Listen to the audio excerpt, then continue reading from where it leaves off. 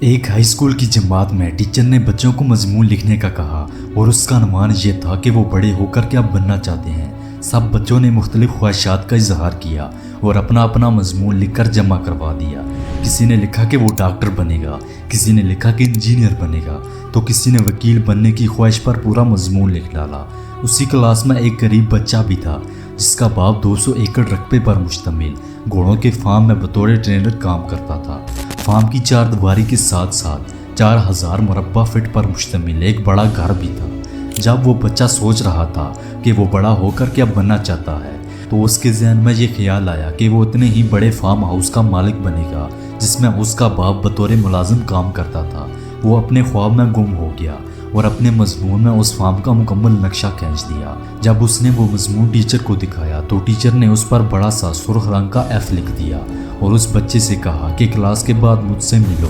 جب وہ بچہ کلاس کے بعد ٹیچر کے پاس گیا تو ٹیچر نے اسے ڈانٹا کہ تم ایک غریب شخص کے بیٹے ہو، لہٰذا اپنی اوقات سے بڑے سپنے مت دیکھو۔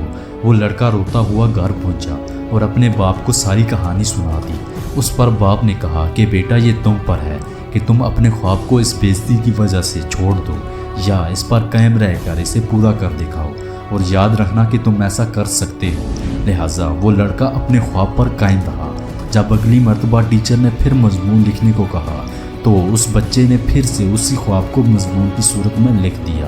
وہ ٹیچر سے کہا کہ چاہے اس پر ایف لکھ دیں لیکن میں اپنے اس خواب سے پیچھے نہیں ہٹوں گا اور ایک دن اسے سچ کر دکھاؤں گا۔ وقت گزرتا گیا، کلاسیں تبدیل ہوتی گئیں اور وہ ٹیچر ابھی تک اسی اسکول میں پڑھا رہی تھی۔ ایک دن وہ بچوں کے ساتھ ایک فارم ہاؤس کی سیر کو گئی۔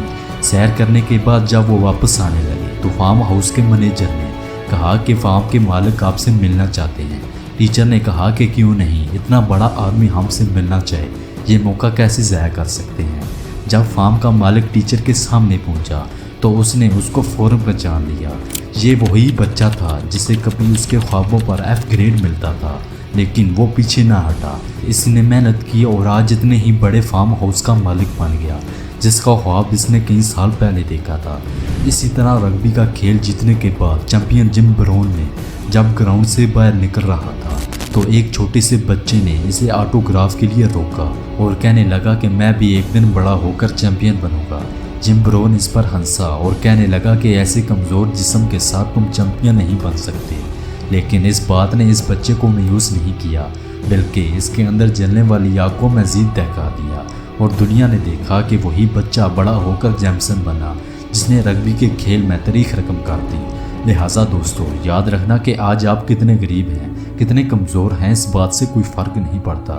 اگر آج لوگ آپ کو ریجیکٹ کر رہے ہیں اور ان کی باتوں سے مایوس ہو کر اپنے خوابوں کو اگر آپ ترک کر دیتے ہیں تو آپ کبھی ایک مہان انسان نہیں بن سکتے، بلکہ مہان ہمیشہ وہی بنتا ہے جو ہزاروں مرتبہ ریجیکٹ ہونے پر بھی خود پر یقین رکھتا ہے۔